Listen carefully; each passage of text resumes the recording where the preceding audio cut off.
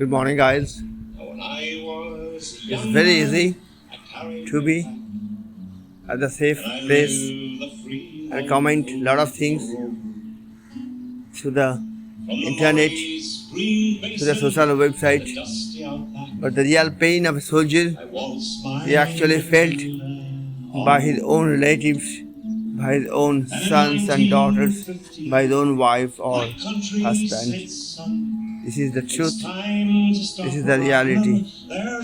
Can anybody relate to this song? Particularly all the commandos, all the soldiers who were fighting in the Ukraine war, in the battlefield, real battlefield. And the band played waltzing. Yes, this is reality. The pain can only be felt by the absolute close relatives of the soldier who is either mutilated or wounded or whatever.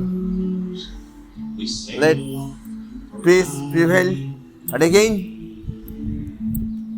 the adage says you have to clear the copies and underwood of the society to create a garden of beautiful flowers. So sometimes war, battle becomes inevitable. This is why Mahabharata happened. This is why the battle of Ramayana happened.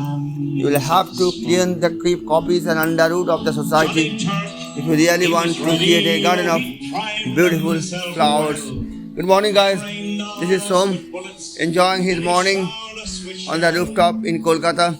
Of course, a safe place in Bharat. And obviously, it's early morning.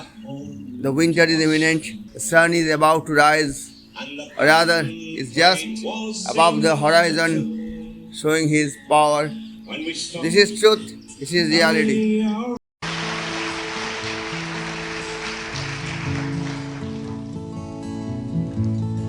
Now when I was a young man, I carried my pack, and I lived the free life of the rover.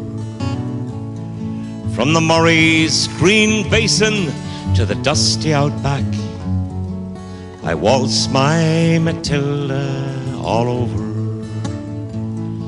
And in 1915, my country said, son, it's time to stop rambling, there's work to be done. So they gave me a tin hat and they gave me a gun, and they sent me away to the war. And the band played waltzing Matilda as the ship pulled away from the quay. And amid all the tears, flag waving and cheers, we sail off for Gallipoli. Well, I remember that terrible day when our blood stained the sand and the water, and how in that hell that they called Suvla Bay, we were butchered like lambs at the slaughter. Johnny Turk, he was ready, oh, he'd primed himself well. He rained us with bullets and he showered us with shell, and in 5 minutes flat we were all blown to hell. Nearly blew us back home to Australia. And the band played waltzing Matilda when we stopped to bury our slain. We buried ours and the Turks buried theirs. Then it started all over again. Those who are living just try to survive in that mad world of blood, death and fire.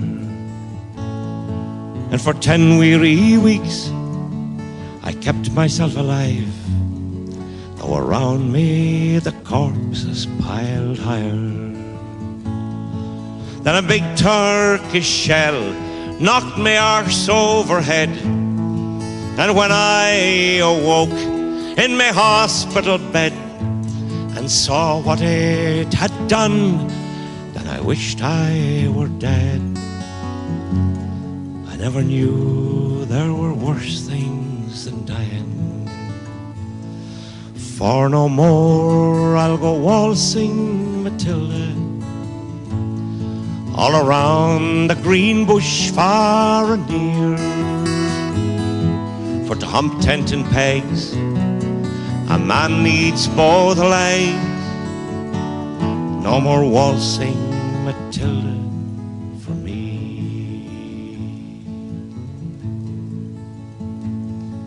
They collected the wounded, the crippled, the maimed, and they shipped us back home to Australia. The armless, the legless, the blind, the insane, those proud wounded heroes of Suvla. And when the ship pulled into Circular Quay, I looked at the place where my legs used to be, and thank Christ there was no one there waiting for me to grieve and to mourn and to pity. And the band played Waltzing Matilda as they carried us down the gangway. But nobody cheered, they just stood there and stared. Then they turned all their faces away. So now, every April, I sit on the porch and I watch the parade pass before me. And I see my old comrades, how proudly they march, renewing their dreams of past glory. I see the old men, all tired, stiff and sore, the weary old heroes of a forgotten war. And the young people ask, what are they marching for? And I ask myself the same question. And the band plays Waltzing Matilda, and the old men still answer the call. But as year follows year, more old men disappear. Someday no one will march there at all.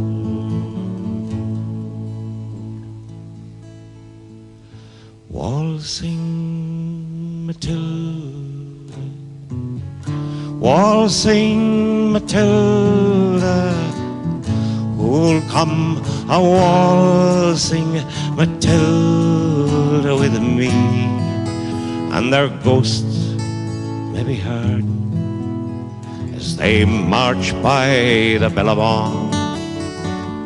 Who'll come a waltzing Matilda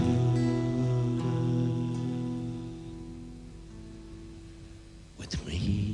If you really care about the Ukrainian people like you claim you do, then listen to me very carefully. My name is Lucas Gage. I served 2 tours in Iraq. I put it in quotes because who did I serve? The special interest who wanted war. How did they get that war? They lied to us. They said Saddam had weapons of mass destruction and he was tied to 9/11. Both lies, and we all know it now. Years later, of course, after all the damage has been done. The same, I believe, is happening with the Ukrainians. The EU, NATO, the US, they don't give a damn about Ukraine. They're using it as a bulwark against Russia because they have an agenda to take out Vladimir Putin. And they're saying, look, the Ukrainians are winning the war. They're pushing here and they're pushing there. That's when Putin has his hands tied behind his back in a special operation, which is limited in nature. But now that he's annexed these regions, whether you agree with it or not, Putin can unleash the full military might of Russia. and the Ukrainians have no chance whatsoever. And that's the lie the media is telling you, that they do have a chance. They don't. In fact, the only way Ukraine has a chance against Russia is if they drag us all into the war with them. And you know what that means? World War III. And you know what else? Unlike Saddam, who didn't have weapons of mass destruction, Russia does. And if they're used, it's not good for anybody, especially the Ukrainians, because who do you think are going to be hit first? So if you really care about the Ukrainians, stop filling their heads up with fantasies. Stop believing the obvious lies of the West. My God, the U.S. just threw Ukraine under the bus about this assassination of Dugina. What do you think, they care? They don't care about the Ukrainians. The EU doesn't care, NATO doesn't care, and the United States most certainly doesn't care about Ukraine or anyone else for that matter. The only thing these people care about, these traitors and globalists at the top, are war, profits, and control. That's all they care about. Don't fall for the lies. If you truly care about the Ukrainians and the Russians, especially the civilians, you want to talk peace right now. Let's push for peace, not for war.